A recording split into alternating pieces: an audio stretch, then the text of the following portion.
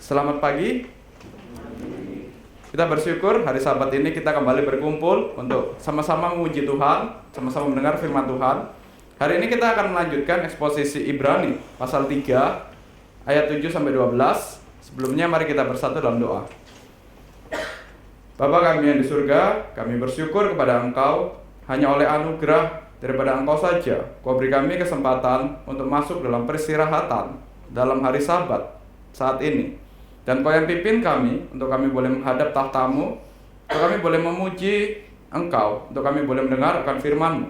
Biarlah Kau yang pimpin setiap kami, Kau yang berbicara kepada setiap kami, dan biarlah kami boleh mengerti, menerapkan firman-Mu. Kau juga yang pakai hamba yang menyampaikan firman. Kau yang beri kuasa dan kejelasan untuk menjadi wakil-Mu dalam menyampaikan firman. Dalam nama Tuhan Yesus, kami alaskan doa ini. Amin. Mari kita buka Ibrani pasal 3 ayat 7 sampai 12.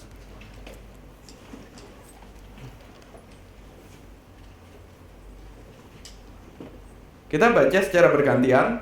Ayat yang ganjil saya yang baca 7, 9 dan seterusnya. Kemudian ayat yang genap Bapak Ibu saudara-saudara sekalian. Sampai ayat yang ke-12 kita baca secara bergantian. Ibrani pasal 3 ayat 7 sampai 12. Sebab itu seperti yang dikatakan Roh Kudus, pada hari ini, jika kamu mendengar suaranya,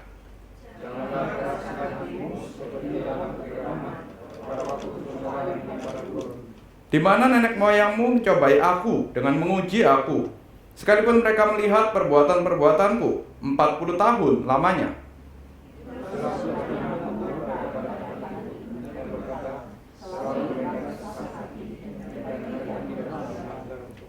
Sehingga aku bersumpah dalam murkaku, mereka tidak akan masuk ke peristirahatanku.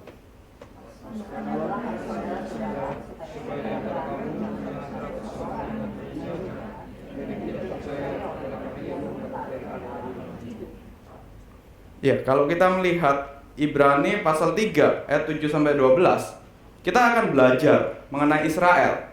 Israel yang datang kepada Allah bukan dalam kondisi yang baik, tapi mereka datang kepada Allah justru untuk mengeluh, datang kepada Allah untuk menyampaikan keluhan-keluhan, untuk komplain kepada Allah.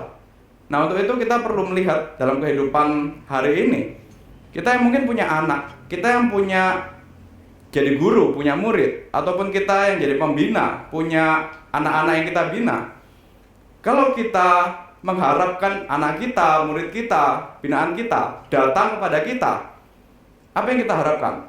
Kalau anak kita atau murid kita datang hanya untuk ketika ada maunya minta sesuatu, misalnya datang ya minta butuh uang misalnya, baru datang kepada papanya, butuh nilai baru datang kepada gurunya, atau kita lebih suka anak kita, murid kita itu datang kepada kita memang karena mau mendengar perkataan kita, ajaran kita, atau memang mau mengenal kita?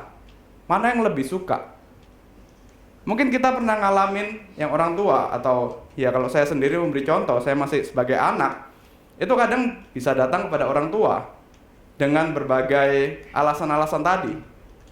Tiap motivasi alasan itu biasanya datang kepada orang tua. Itu dengan pujian lah, dengan baik-baik. Misalnya datang kepada orang tua dengan awalnya ngomong, "Papa yang baik, teman-temanku ini punya ini loh, masa aku nggak punya?" Nah, biasanya kan orang tua sudah tahu, oh ini datang ada maksudnya lah, pengen dibelikan ini atau dibelikan itu.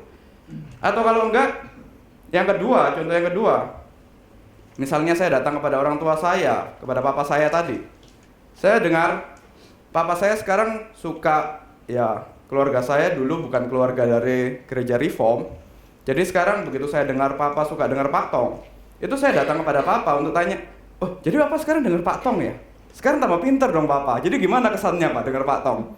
Nah, itu kan papa akan lebih suka ketika cerita, "Oh, jadi gini, itu akan beda hasilnya."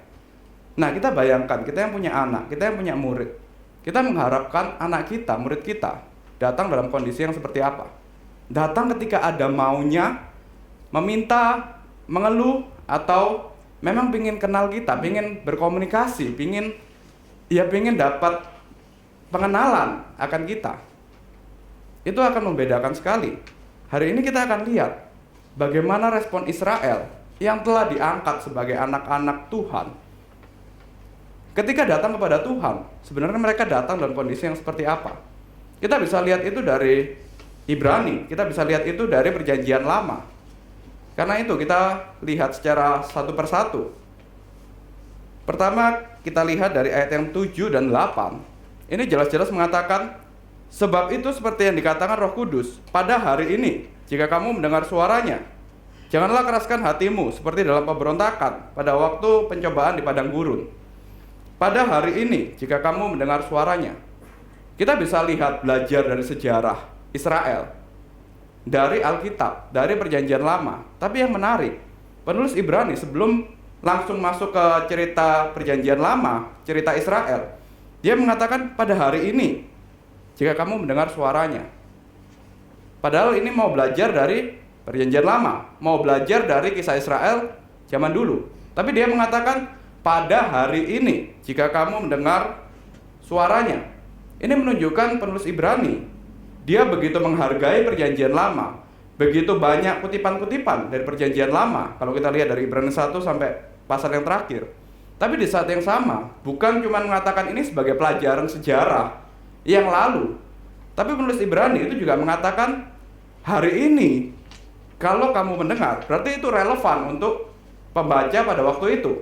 Tapi karena mengatakan hari ini, kita bacanya juga hari ini, tahun 2024, berarti ini juga relevan untuk kita hari ini.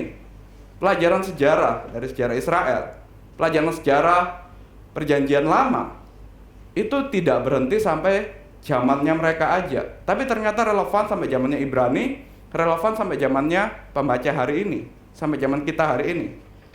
Kalau kita lihat penulis Ibrani, ini sebenarnya dia mengutip dari Mazmur pasal 95 ayat yang ke-7. Mazmur pasal 95 ayat yang ke-7, saya bacakan, sebab dialah Allah kita, dan kitalah umat gembalaannya, kawanan domba tuntunan tangannya. Pada hari ini, kalau saja kamu mendengar suaranya. Jadi bagi penulis Ibrani, firman Tuhan, pelajaran dari Perjanjian Lama, itu adalah suara gembala kepada domba-dombanya. Dan itu juga berlaku sampai hari ini. Firman Tuhan, baik Perjanjian Lama, baik Perjanjian Baru, itu adalah suara gembala, itu adalah suara dari Tuhan yang menjadi pedoman hidup kita, suara dari Tuhan yang mengarahkan hidup kita. Pelajaran sejarah yang kita bisa ambil pelajarannya hari ini, yang bisa kita terapkan untuk sebagai pedoman hidup kita, dan itu masih relevan pada zamannya pemazmur, pada zamannya penulis Ibrani, pada zaman kita hari ini. Firman Tuhan itu tetap adalah suara gembala, gembala agung yang menuntun hidup kita. Hanya menjadi permasalahan di ayat 8 dikatakan, janganlah keraskan hatimu seperti dalam pemberontakan pada waktu pencobaan di padang gurun. Firman Tuhan yang relevan tiap zaman, firman Tuhan yang otoritasnya tetap sama, zaman Perjanjian Lama, Perjanjian Baru, hari ini, diberitakan kepada umat Tuhan, domba-domba di berbagai zaman. Tapi selalu ada respon yang negatif juga, yang hari ini kita akan pelajarin. Ada orang-orang yang, oke, ini memang suara gembala, ini memang suara dari Tuhan, ini memang firman Tuhan yang kita harus pelajarin, relevan tiap waktu. Tapi mereka mengatakan, ya responnya itu respon negatif. Kalau kita lihat nanti di ayat 9, 10, dan 11, kita lihat bagaimana bangsa Israel itu meresponi firman Tuhan, justru meresponi dengan negatif. Dan peringatan ini juga relevan untuk kita hari ini. Kita tiap, ya di Reform, di gereja GRI Cikarang khususnya, itu bisa dihitung kalau mau ikut PA, mau mendengar firman Tuhan, itu hampir tiap hari ada. Senin PA wanita dan lansia, Selasa mungkin yang libur. Rabu kalau mau ikut persekutuan doanya, penginjilan, ada firman Tuhan juga diberitakan. Kamis ada PA umum, Jumat ada PA mahasiswa, Sabtu ada PA pemuda, Minggu khotbah. Firman Tuhan yang relevan untuk setiap zaman, yang relevan untuk mengarahkan hidup kita, itu diberitakan dengan begitu komplit di gereja ini. Biasanya orang Reform itu kan memang ya umum lah untuk mendengar firman Tuhan. Tapi untuk meresponinya, mungkin kita bisa punya sikap hati yang berbeda-beda. Mungkin kita bisa merasa, oh ya udahlah, ini cuma pelajaran sejarah. Ini cuma hikmat dari zaman dulu, cuma kalimat-kalimat bijak dari zaman dulu. Yang sebenarnya, ya aku cuma suka belajarnya aja, aku cuma suka mendengar ceritanya aja.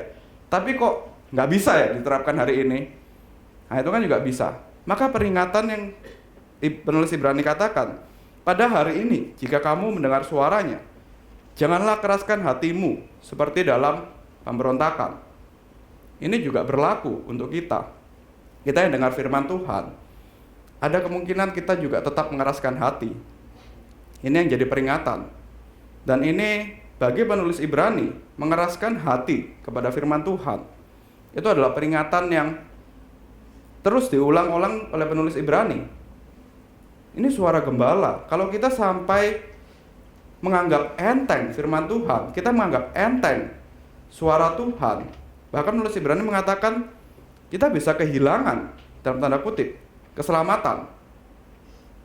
Kalau kita lihat di pasal yang kedua, pasal yang sebelum-sebelumnya dikatakan, kalau kita sampai tidak menganggap enteng firman Tuhan, kita bisa luput dari keselamatan.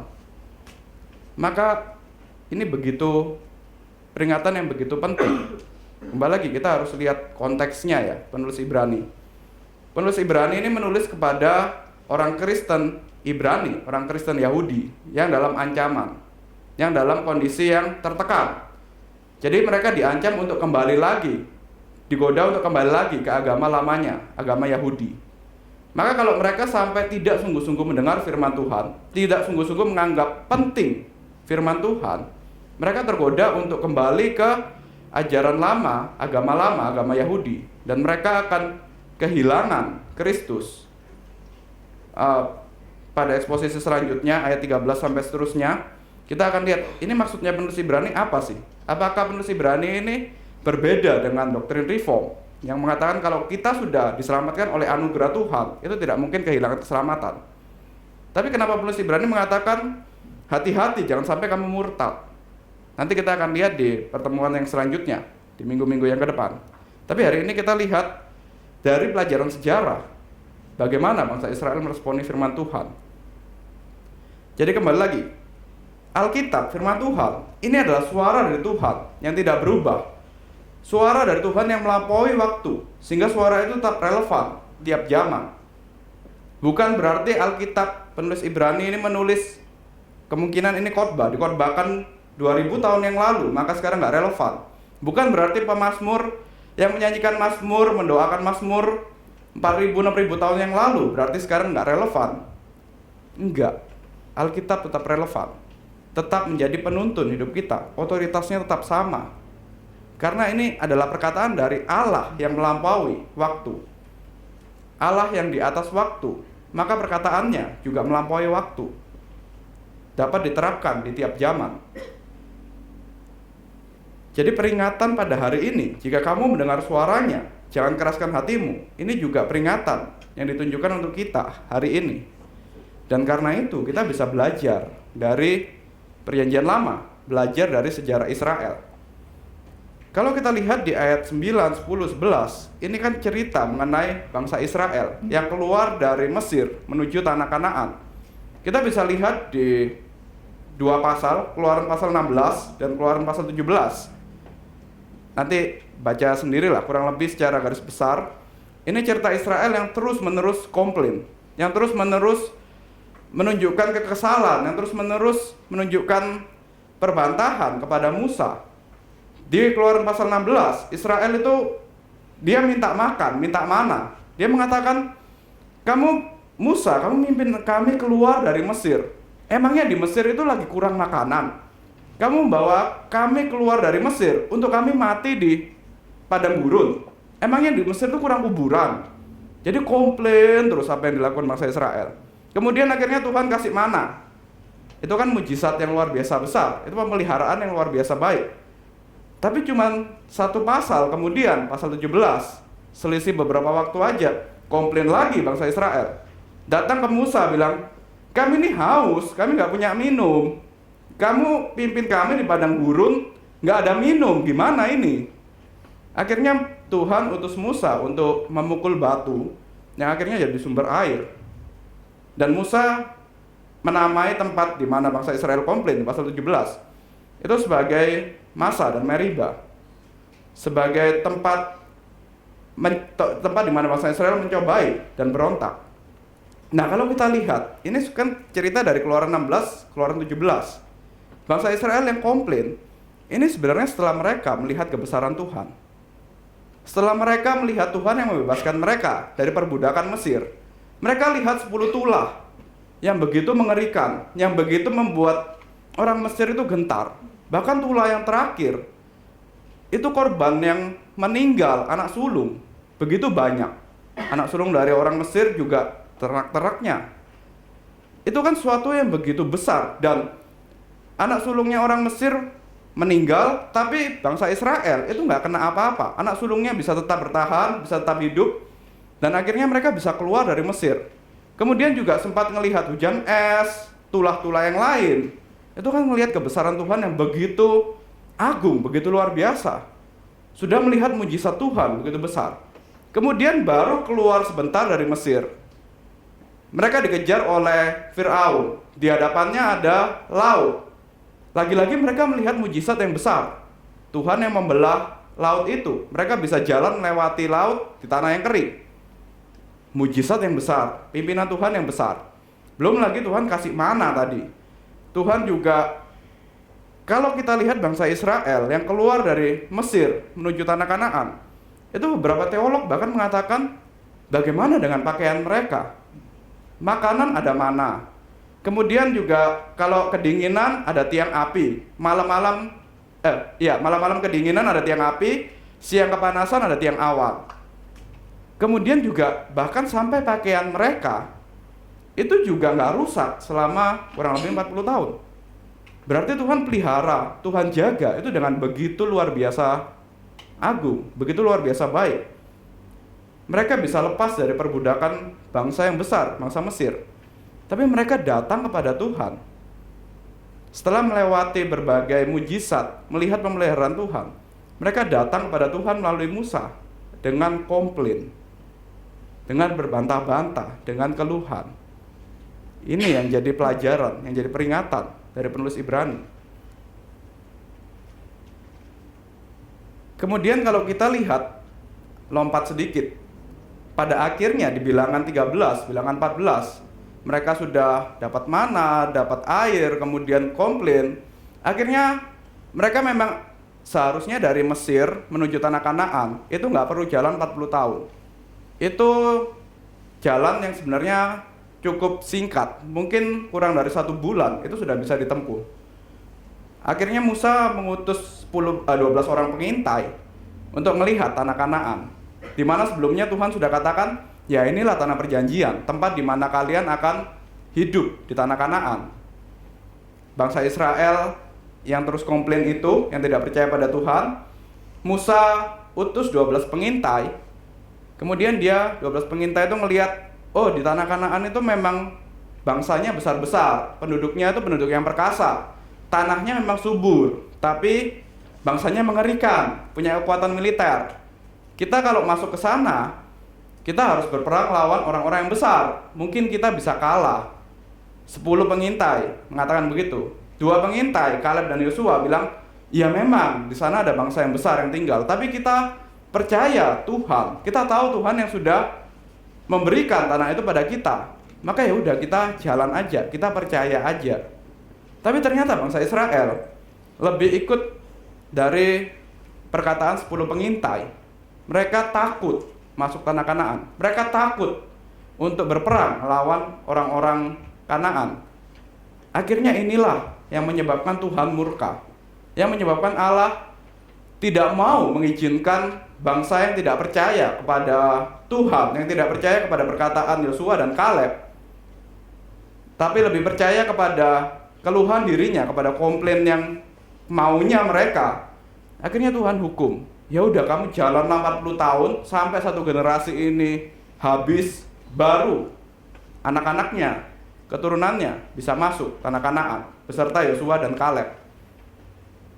Jadi Tuhan memang menunjukkan kasih, ada nggak dibinasakan secara seluruhnya bangsa Israel, masih disisakan keturunannya untuk masuk tanah Kanaan. Tapi inilah yang terjadi ketika bangsa Israel yang sudah melihat pimpinan Tuhan, sudah melihat mujizat Tuhan, datang kepada Tuhan hanya karena ada maunya dan datang dengan penuh komplain, dengan penuh sungut-sungut. Akhirnya ini membuat Tuhan murka, membuat Tuhan membinasakan mereka, satu generasi tidak bisa masuk. Hanya tersisa Kaleb dan Yosua dan keturunannya baru bisa masuk tanah Kanaan. Nah, kalau kita lihat pelajaran dari bangsa Israel ini, bangsa Israel melakukan perjalanan di gurun, kemudian baru masuk di tanah Kanaan 40 tahun kemudian. Bukankah ini juga sebenarnya cerita yang sama seperti kehidupan kita? Kita umat Tuhan. Apa sih yang kita harapkan?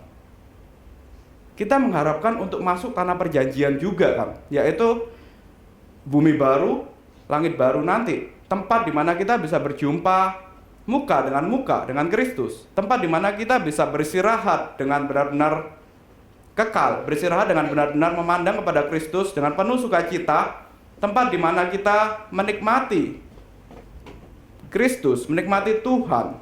Itulah tanah perjanjian kita, bumi baru, langit baru, tempat yang begitu membuat kita istirahat, membuat kita melepaskan kelelahan karena sudah berjuang di bumi ini, di kehidupan sekarang. Jadi sebenarnya cerita Israel yang keluar dari Mesir menuju tanah Kanaan itu sama seperti cerita umat Tuhan, cerita kita hari ini. Kita dikeluarkan oleh Tuhan, dipimpin oleh Kristus, keluar dari perbudakan, dipimpin menuju ke tanah Kanaan, ke tanah perjanjian. Perbudakan kita adalah perbudakan dosa. Bangsa Israel perbudakannya oleh Mesir. Kita perbudakan dosa. Kita dipimpin keluar dari perbudakan itu. Tapi kita hari ini kan nggak langsung masuk ke surga. Kita masih hidup di dunia, masih berputar-putar di dunia seumur hidup kita, sampai nanti kita masuk tanah Kanaan itu, masuk tanah perjanjian itu, yaitu bumi baru, langit baru. Tapi sebelum itu, ya kita hari ini seperti bangsa Israel sedang dalam perjalanan di padang gurun. Dan perjalanan di padang gurun itu bukan perjalanan yang mudah. Perjalanan yang, ya kalau kita lihat bangsa Israel, itu bisa membuat kita mengeluh, bisa membuat kita komplain, bisa membuat kita datang kepada Tuhan hanya karena ada maunya.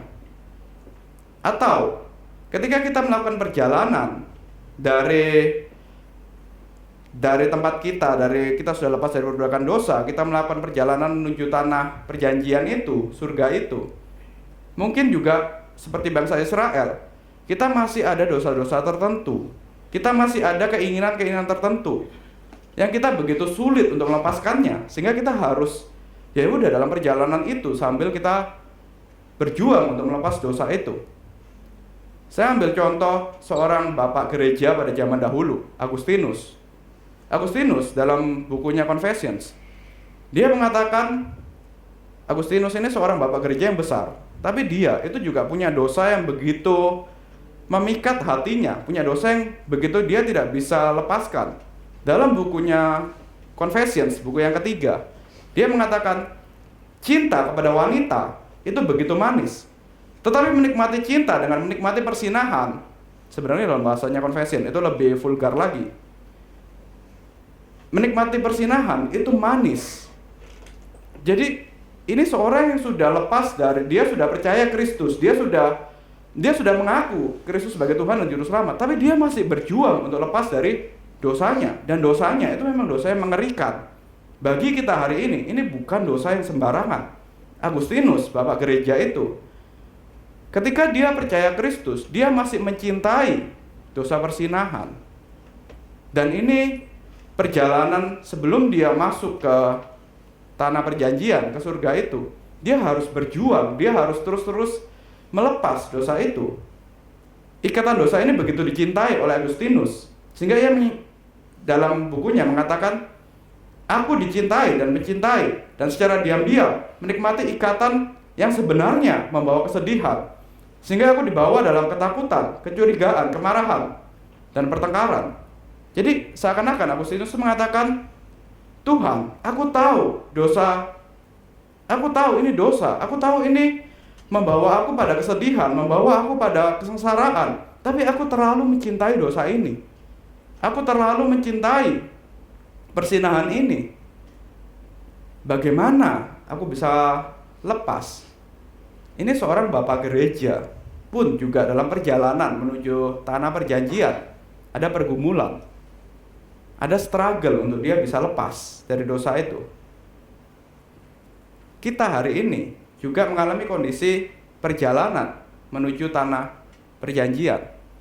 Maka kalau kita hari ini mengalami banyak struggle, kita hari ini mengalami banyak pergumulan, kita mengalami kesulitan untuk lepas dari dosa, kesulitan untuk lepas dari kondisi mencekam, itu hal yang lumrah, karena memang kita belum masuk dalam tanah perjanjian itu.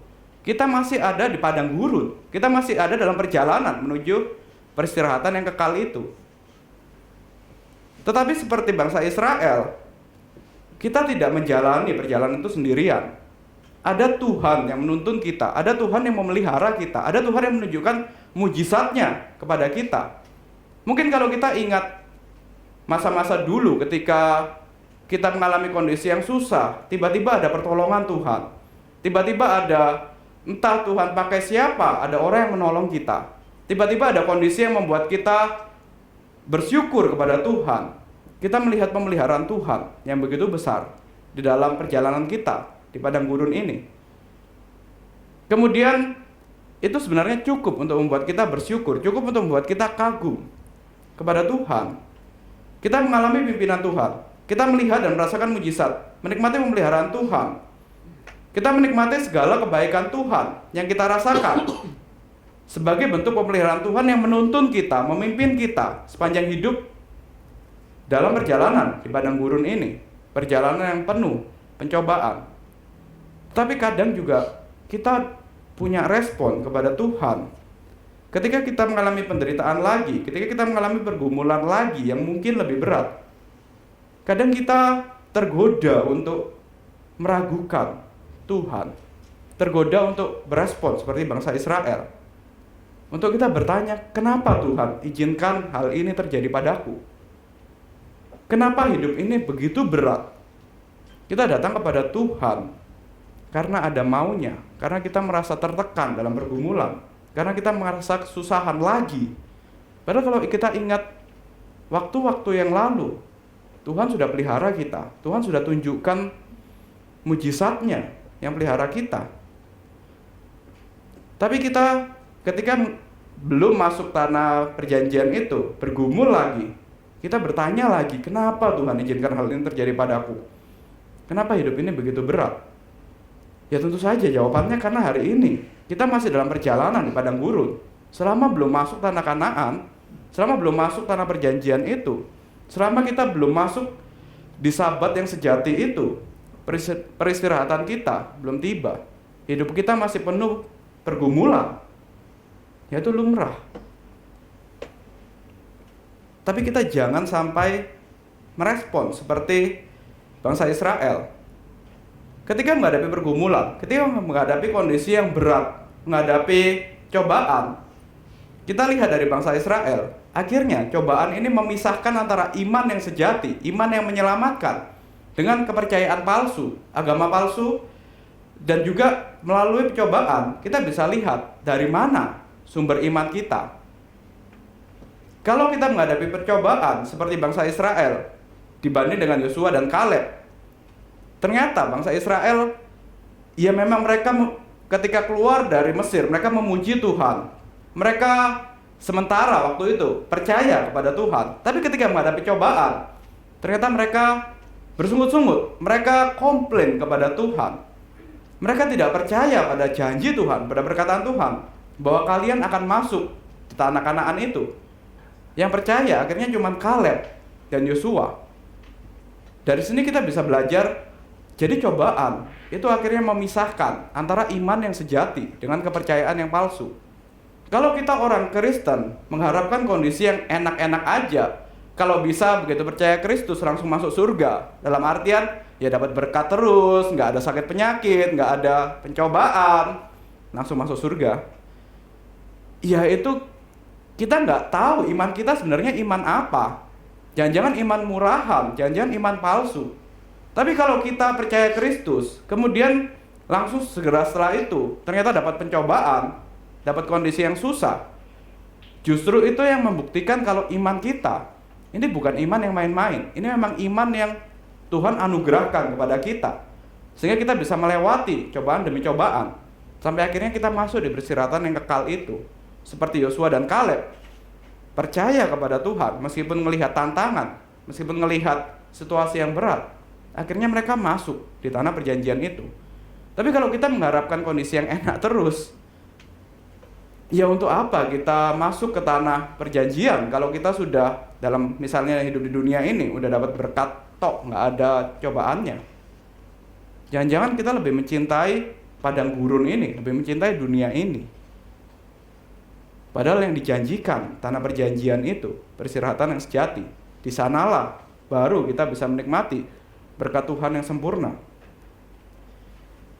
Jadi cobaan itu memisahkan antara iman yang sejati dengan agama yang palsu, menunjukkan dari mana sumber kepercayaan yang dipegang. Melalui cobaan kita akan menyadari apakah iman kita sungguh bersandar pada janji Tuhan berdasarkan anugerah Tuhan, atau selama ini iman kita hanyalah perasaan dan kepercayaan bodoh belaka.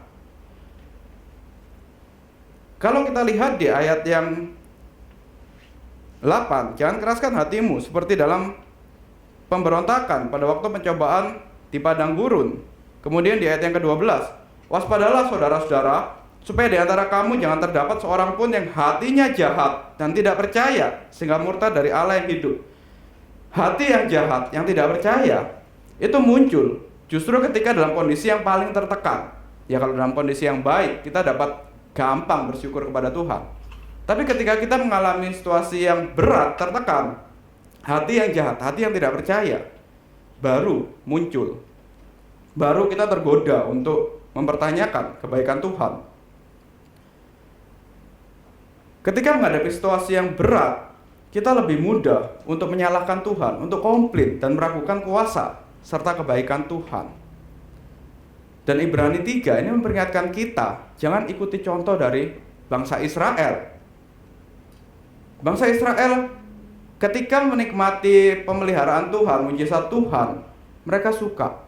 Tapi ketika harus diperhadapkan pada situasi yang berat, mereka merasa Tuhan tidak sanggup untuk menyelamatkan. Tuhan tidak terlalu peduli kepada kita. Tuhan tidak memimpin kita. Padahal sebenarnya kita harus terus ingat, pekerjaan Tuhan yang menyelamatkan. Ia yang peduli pada kita. Ia yang akan memimpin kita berjalan di tengah pergumulan, di padang gurun. Ia yang tidak pernah meninggalkan kita. Dalam lembah kelam sekalipun, ya Tuhan juga beserta kita. Dalam pergumulan yang paling berat sekalipun, Tuhan beserta kita. Bukan berarti Ia tidak sanggup menyelamatkan kita, bukan berarti Ia melupakan kita, bukan berarti Ia meninggalkan kita, membuang kita, maka kita menghadapi situasi yang berat ini. Enggak. Itu justru ya memang kita berjalan di padang gurun bersama dengan Tuhan. Masih ada hal-hal yang harus dibersihkan, masih ada cobaan-cobaan yang harus kita alami untuk membuktikan bahwa memang kita percaya penuh kepada Tuhan. Jadi meskipun dalam lembah kelam sekalipun, kita tetap dapat memandang kepada kebaikan Tuhan, mengingat kebaikan Tuhan. Kita tetap dapat memuliakan Tuhan, justru dalam kondisi yang berat, justru dalam kondisi penuh pergumulan. Karena kita tahu kemana Tuhan pimpin, meskipun hari ini terasa begitu berat. Tapi jangan lupa, hari ini, masa yang berat ini adalah perjalanan sementara, perjalanan di padang gurun yang sementara. Sukacita kekal kita itu telah menanti kita di tanah perjanjian itu. Dan kita melewati hari ini itu melalui pimpinan Tuhan, dipimpin menuju tanah perjanjian itu. Dan poin yang selanjutnya, kenapa penulis Ibrani juga nanti kita lihat Paulus itu sering memberi peringatan, jangan kita suka bersungut-sungut. Kita lihat mengenai bersungut-sungut, mengenai komplain. komplain, bersungut-sungut. Komplain kebaikan Tuhan, bersungut-sungut akan pemeliharaan Tuhan. Ini merupakan indikator dari ketidakpercayaan. Ketidakpercayaan kepada Tuhan. Contohnya bangsa Israel yang terus komplain, itu menunjukkan betapa ragunya mereka pada Tuhan. Betapa mereka tidak percaya pada Tuhan.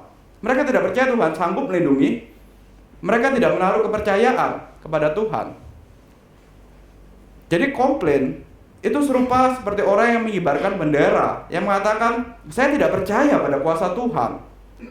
Menunjukkan dasar hati kita sebenarnya tidak percaya bahwa Tuhan itu sanggup memimpin kita, sanggup membawa kita untuk lepas dari pergumulan, untuk menghadapi pergumulan bersama dengan Tuhan.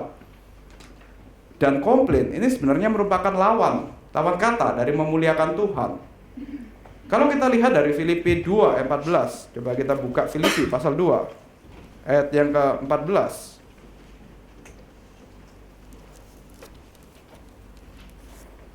Filipi 2 ayat 14 dikatakan, lakukan segala sesuatu tanpa bersungut-sungut dan berbantah-bantahan.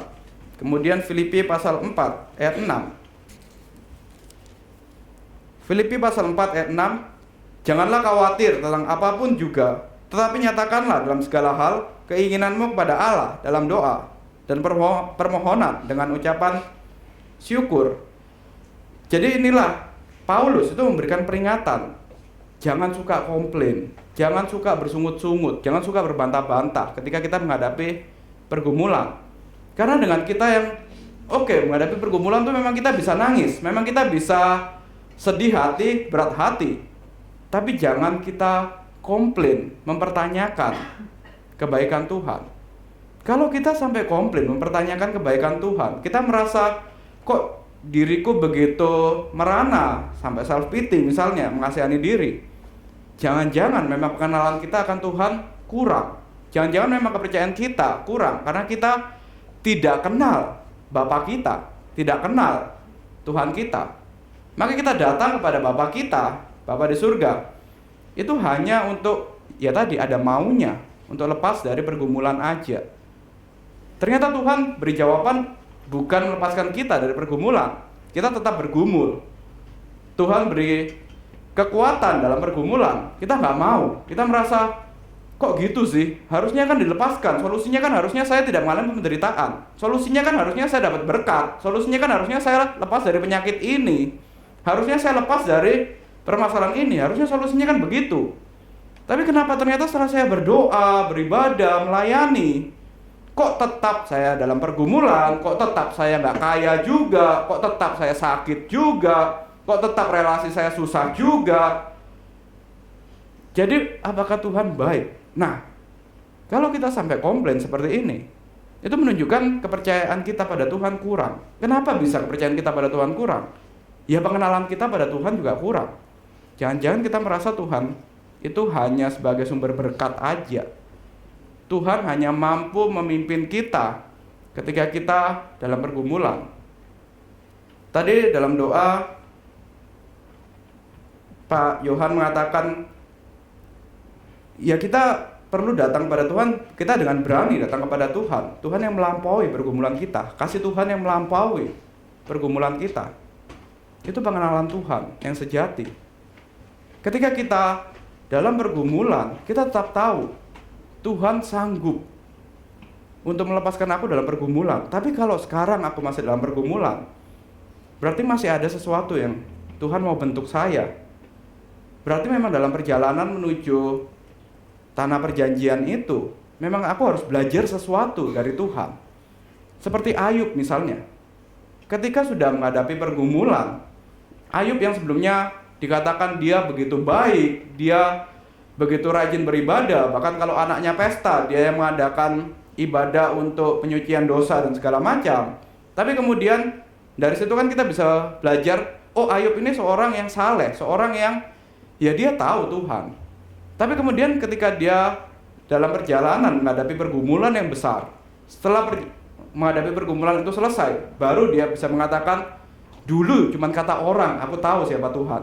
Tapi sekarang, dengan mataku sendiri, aku melihat, aku mengenal Tuhan. Dalam pergumulan, kita baru tahu iman kita yang sejati. Kita baru mengenal Tuhan secara sungguh-sungguh. Dan ya kalau kita dalam menghadapi pergumulan itu komplain, ya mungkin kita hari ini masih ada komplainnya lah menghadapi pergumulan. Berarti memang kita belum mengenal Tuhan secara lebih dalam. Maka kita tidak percaya Tuhan yang sanggup membawa kita masuk tanah Kanaan itu. Kembali lagi kalau kita lihat bangsa Israel, kita belajar dari Israel. Israel yang telah sebelumnya menikmati berkat Tuhan, melihat mujizat Tuhan yang luar biasa, pemeliharaan Tuhan yang begitu luar biasa kepada mereka. Mereka telah melihat kuasa Tuhan, tapi ternyata belajar dari bangsa Israel, mereka hanya tahu berkat Tuhan, hanya tahu mujizat Tuhan, hanya tahu pemeliharaan Tuhan, tetapi mereka tidak mengenal Tuhan. Beda antara orang yang tahu mujizat Tuhan, orang yang mencari mujizat Tuhan, orang yang mencari pemeliharaan Tuhan, dengan orang yang mengenal Tuhan, orang yang mencari pengenalan akan Tuhan, orang yang datang untuk benar-benar mengenal Tuhan. Itu dua hal yang berbeda. Dari pelajaran bangsa Israel, kita tahu hari ini pun juga banyak orang Kristen yang mau datang ke gereja, mau datang menjadi orang Kristen karena mau berkat Tuhan, bukan mau mengenal Tuhan. Itu dua hal yang berbeda. Ketika Tuhan menunjukkan berkatnya, pemeliharaannya, orang-orang yang Tuhan pelihara dengan berkat, dengan pemeliharaan, Tuhan tetap menunjukkan kasih, Tuhan tetap menunjukkan pemeliharaan. Tapi kalau cuma berhenti sampai di situ, ketika Tuhan izinkan menghadapi perjalanan yang susah di padang gurun, pergumulan, ya udah imannya gugur. Ya udah, toh Tuhan sudah nggak berkatiku, untuk apa aku ikut Tuhan lagi? Lebih baik aku ikut ya apapun yang bisa memberkatiku, apapun yang bisa membuat aku sukses. Beda antara kita yang datang ke gereja untuk sekedar cari mujizat Tuhan, sekedar cari berkat Tuhan, dengan kita yang memang benar-benar rindu untuk mengenal Tuhan.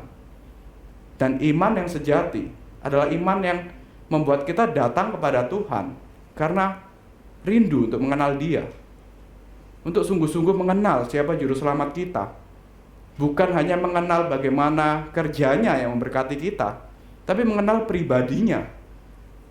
Maka kita juga ke depan akan ada seminar Allah Tritunggal. Kenapa perlu? Dan kenapa kita sering menunjukkan mengadakan seminar-seminar yang sangat doktrinal, sangat menunjukkan siapa pribadi Tuhan, siapa itu Tuhan. Karena memang pengenalan akan Tuhan itu yang jauh lebih penting daripada sekedar berkat Tuhan. Cari berkat-berkat aja itu tidak cukup. Mendapat mujizat, mendapat berkat Tuhan, kalau kita lihat dari Israel, ternyata nggak cukup untuk membawa mereka masuk tanah perjanjian. Kalau kita lihat tanah perjanjian itu bumi baru dan langit baru, maka orang-orang Kristen yang cuman iman mujizat aja, ya kita tidak akan berjumpa mereka di bumi baru dan langit baru. Tetapi iman yang Tuhan anugerahkan kepada kita, yang Tuhan berikan kepada kita, membawa kita datang kepada Kristus untuk mengenal Dia secara lebih menyeluruh. Inilah yang membawa kita masuk bumi baru dan langit baru. Inilah yang membawa kita datang berjumpa dengan Tuhan di surga nanti.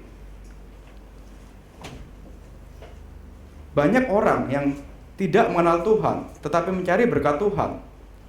Tetapi sebenarnya ya ini cuma sekedar alat Tuhan aja, berkat Tuhan itu. Cuma sekedar, ya Tuhan memang pimpin kita. Bukan berarti kita anti mujizat, bukan berarti kita anti pemeliharaan Tuhan, bukan berarti kita harus terus-menerus cari kondisi yang susah. Kadang reform ini kan kita agak dikenal sebagai, kalau nggak susah, ya itu berarti bukan iman yang sejati. Nggak juga, tetap ada waktunya Tuhan memang berkati. Ada waktunya memang Tuhan tunjukkan pemeliharaan lah. Tuhan tunjukkan kemudahan kepada kita, ya puji Tuhan. Tapi itu sebenarnya cuma alat Tuhan untuk menuntun kita di tengah padang gurun masuk ke tanah perjanjian. Itu hanya alat Tuhan. Yang penting adalah sumbernya, Tuhannya itu sendiri. Itu yang lebih penting. Kalau kita lihat misalnya, kita yang butuh, bangsa Israel kan juga sempat kehausan, butuh minum. Kemudian kita dikasih 1 galon air. Tapi kita tahu di sana ada sumber air. Ada orang yang menampung air itu, masukkan dalam galon, kemudian diberikan pada kita. Kita lebih senang mana? Orang memberikan galon air kepada kita, atau orang itu menuntun kita kepada sumber air? Tentu kita lebih senang dapat sumber airnya kan.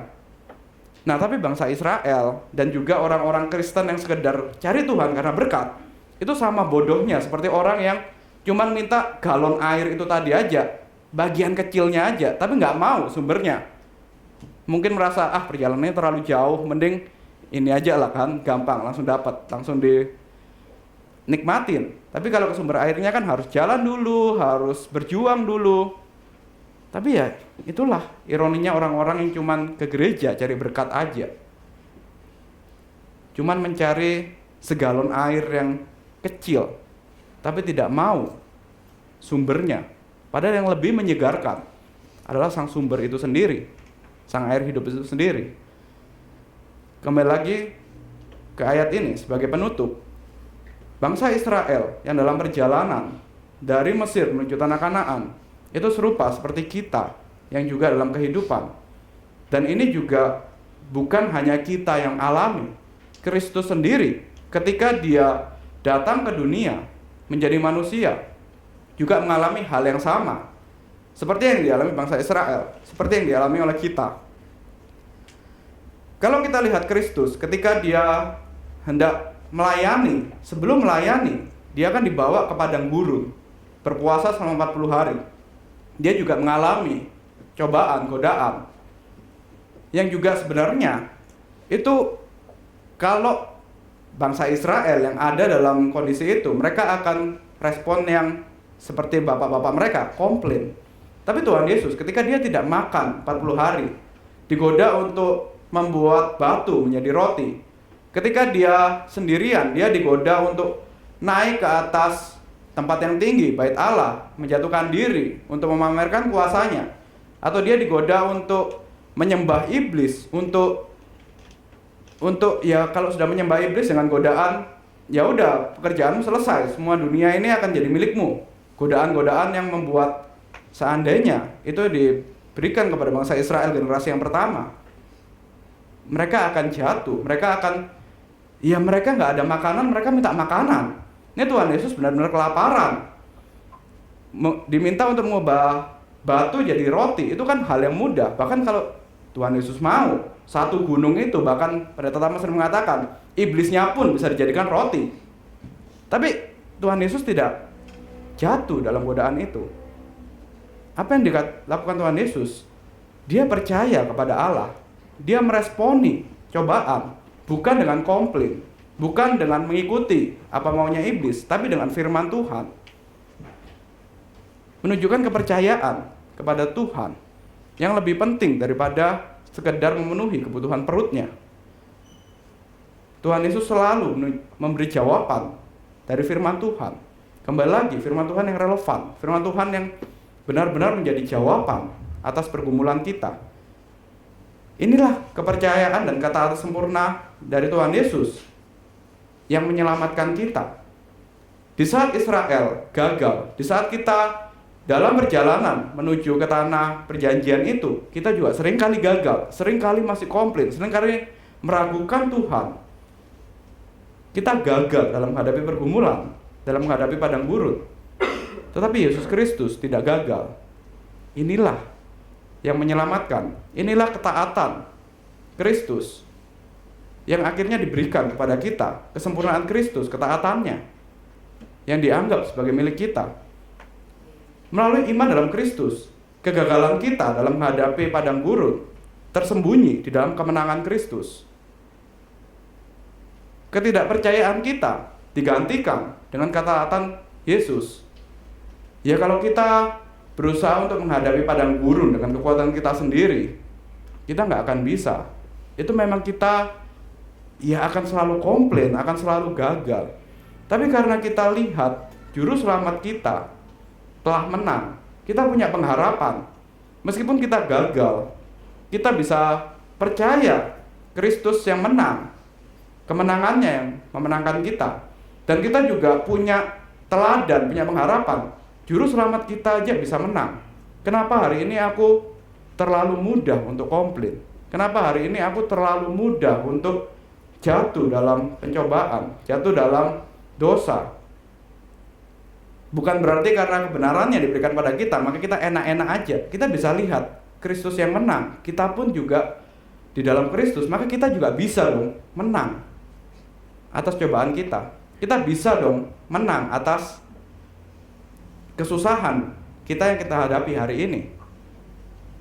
Kita bisa dong mengatakan, ya karena kebenaran Kristus menjadi milik kita, meskipun kita hari ini bergumul melawan dosa, bergumul dalam pergumulan kita, dalam pencobaan kita, kita bisa dong mengatakan, ya kita berjalan bersama dengan Tuhan, bersama dengan Kristus, dalam lembah kelam sekalipun, dalam kondisi yang paling mencekam sekalipun, dalam lembah kelam aku tidak takut bahaya, dalam padang gurun aku tidak takut sendirian, karena Kristus besertaku. Aku di dalam Kristus, Kristus di dalamku. Maka akhirnya aku dapat masuk tanah perjanjian, dapat tinggal dalam rumah Tuhan sepanjang masa. Karena Kristus telah menang, maka kita pun juga dapat menang melawan pergumulan kita di padang gurun ini sampai masuk tanah perjanjian nanti, menghadapi pergumulan bersama dengan Kristus. Mari kita berdoa. Bapa kami yang di surga, kami bersyukur Kau yang memberikan kepada kami pelajaran dari sejarah, pelajaran dari bangsa Israel yang begitu tidak percaya kepada Engkau, padahal Engkau yang telah mengikat janji, Kau yang telah menunjukkan anugerah pemeliharaan kepada bangsa Israel, tapi mereka terus bersungut-sungut. Biarlah kami yang telah Kau lepaskan dari perbudakan dosa, yang saat ini sedang menghadapi perjalanan di padang gurun dalam kehidupan kami yang menuju tanah perjanjian itu, biarlah kami belajar untuk tidak meresponi berkat-Mu, anugerah-Mu seperti bangsa Israel generasi yang pertama yang bersungut-sungut. Tapi biarlah kami mencari Engkau bukan karena berkat saja, tapi karena memang kami ingin mengenal Engkau, mengenal juru selamat kami, mengenal Allah kami, sehingga dalam cobaan sekalipun kami tahu Engkau yang sanggup melepaskan kami, Engkau yang sanggup memimpin kami untuk terus memuji Engkau, memuliakan Engkau, Kau yang berjalan beserta dengan kami dalam lembah kelam sekalipun. Biarlah kami setia pada firman-Mu, biarlah kami datang kepada Engkau bukan hanya karena ada maunya, tapi kami datang karena kami tahu Engkau tetap relevan, perkataan-Mu tetap relevan untuk kehidupan kami hari ini. Di dalam nama Tuhan Yesus kami berdoa. Amin.